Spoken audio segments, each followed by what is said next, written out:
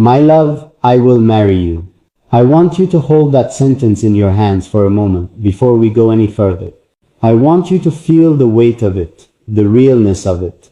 The fact that I am not saying it lightly or carelessly or because it sounds beautiful. I am saying it because I mean it in the deepest, most unshakable part of who I am. I will marry you. But before we get there, before we talk about what that looks like and what it means and what kind of life I want to build beside you, there are two things I need you to understand. Two things that nobody else has ever said to you the right way. Two things that might change how you see everything that comes after. And I need you to stay with me. I need you to not look away, even when it gets to the part that surprises you. Because what I'm about to tell you is the most honest thing I have ever offered another person, and you deserve every word of it. I have been thinking about this for a long time.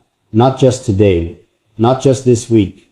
For a long time, in the quiet spaces between everything else, I have been thinking about you and about what it would mean to choose you completely. To choose you not just in the romantic sense, not just in the flowers and the promises and the beautiful moments sense, but in the full real daylight sense, in the Tuesday morning sense, in the hard conversation sense, in the I see all of you and I am not going anywhere sense. And the more I thought about it, the more I realized that before I could ask you for that kind of life, I owed you something first. I owed you the truth, not a version of it, not the parts that make me look good. The whole thing laid out flat, with nothing hidden underneath. So that's what this is. This is me coming to you before the proposal, and before the ring, and before any of the beautiful things that come after, to say here I am, here is who I actually am. Here are the two things you need to understand about loving me, about building a life with me, about saying yes to a future that has my name in it. Because you deserve to choose with full information. You deserve to walk into this with your eyes completely open. And if you still want me after this, if you hear everything I'm about to say, and you still reach for my hand, then I will spend the rest of my life making sure you never regret that reach. The first thing I need you to understand is this. I am not easy to love. I want to say that slowly and clearly, so it lands the way it deserves to land. I am not easy to love.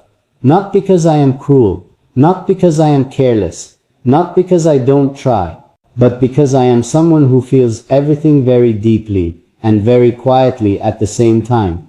And those two things together can be confusing for someone who loves you.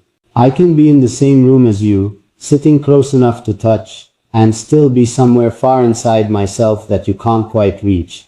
Not because I've left, not because something is wrong, but because that is how I am wired. I go inside, I go deep into whatever I'm feeling, or thinking, or trying to understand, and sometimes I forget to leave a door open so you can follow me in there. And I know what that feels like from the outside. I know it feels like distance. I know it can feel like absence, even when I'm present. Like silence even when nothing is wrong. Like a coldness that has no good explanation. And I need you to understand before you say yes, before you commit to a life of mornings with me, that there will be days when I go quiet, and it has nothing to do with you. Nothing. Not with something you said, or something you did, or some failure on your part to be enough. It is simply me, being the particular kind of complicated person that I am, working through something in the only way I know how. And on those days, the most loving thing you can do for both of us is not to pull at the silence, but to sit beside it, to trust it, to know without needing me to say it every time, that I am always going to come back, that the quiet is never permanent, that you have not lost me just because you cannot find me for a moment. I have never been able to explain this to anyone the right way before. I have tried, and I have watched the explanation fall short every time. Watched the person on the other side of it hear the words but not quite receive them, not quite trust them, and then spend the rest of the relationship treating my silence like a wound that needed diagnosing, and it broke things. Slowly, painfully, in the particular way that misunderstanding breaks things, not dramatically, but by accumulation. Small moments of doubt, adding up over time until the weight of them became too much.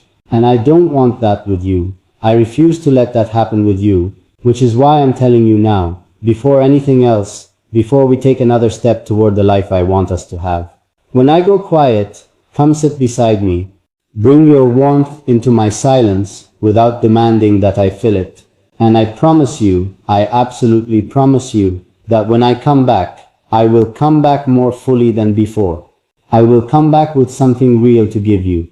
I will come back having understood something about myself that I can then offer to you openly, the way you deserve to have it offered, because that is what my silence is, when you understand it properly. It is not withdrawal, it is preparation. It is the way I love you, even when I cannot show it yet. It is me going down into the deepest part of myself to find something worth bringing back to you. And everything I have ever created, everything honest and real and lasting that has ever come out of me came from those quiet places, which means that when you sit beside my silence without fear, you are not just loving me, you are making me better. You are giving me the conditions I need to become the version of myself that is most worth loving. And that is a profound and sacred thing to give another person, even when it doesn't feel like it, even when it feels like nothing is happening. Everything is happening. And the second thing is harder to say, and I need you to stay with me through it. I need you to hear it all the way to the end, before you decide what you think about it. Because it starts in a place that might feel uncomfortable, and it ends in a place that I think you have always wanted someone to take you. The second thing I need you to understand is that I will love you in a way that will sometimes frighten you. Not because it is dangerous, not because it is unstable, but because it is so complete, so without reservation, so genuinely and permanently yours, that there will be moments when the size of it feels like too much. When you will look at how I love you and feel unworthy of it. When something in you will say, this cannot be real, this cannot be for me, people don't get loved like this, I must be misunderstanding something. I need you to understand that when that voice appears, and it will appear, because it appears for everyone who has ever been offered something larger than what they were taught to expect, I need you to not listen to it. I need you to choose, consciously and deliberately, to believe me instead, to believe the love, instead of the fear. Because the fear is old.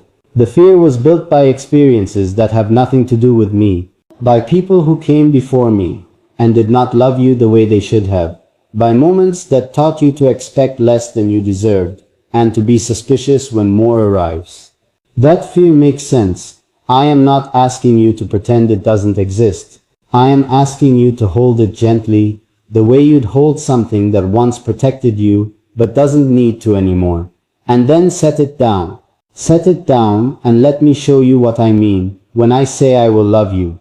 Because when I say I will love you, I mean I will love you on your worst days. The days when you can't see anything good in yourself. When the mirror feels like an enemy. When the version of you that you're most ashamed of is the one that keeps showing up, no matter how hard you try to be different. I will love that version. I will sit across from that version and not flinch and not look for the exit and not make you feel like you need to fix yourself before I can stay. I will always stay. And when I say I will love you, I mean I will pay attention. Not just to the big things, not just to the birthdays and the milestones and the moments that are easy to notice. I mean I will pay attention to the small things. The way your face changes when you're trying not to cry. The specific kind of quiet that means you need to be held, versus the kind that means you need space. The foods that comfort you when nothing else can. The songs that reach you in places words can't. The particular way you carry yourself when you're proud of something but haven't decided yet whether it's safe to show it. I will learn all of it. I will keep learning it for the rest of my life. Because you are not something that can be fully known in a year or 5 years or 10. You are a lifetime of discovery, and I want every year of that discovery, every season, every new room I find in you, that I didn't know was there. I will marry you. I said it at the beginning and I will say it again now. Here, after everything, after the first thing and the second thing, and all the honesty in between.